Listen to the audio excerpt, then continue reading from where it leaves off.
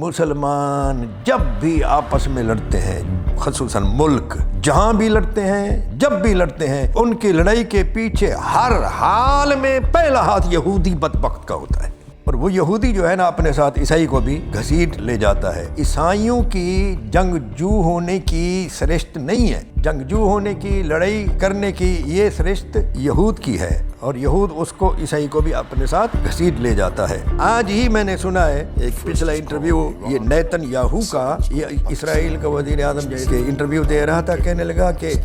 یہ ریلیجین ملک جو ہے نا، ان کو ہم نے مٹانا ہے، پہلے ایران کو مٹانا ہے اور بعد میں پاکستان کو۔ پاکستان کا نام لیا ہے، یہاں قرآن ہے، حضرت حافظ صاحبان یہ قرآن ہے، قد بدت البغضاء من افواہہم، ظاہر ہو چکا ہے بغض ان کی زبانوں سے،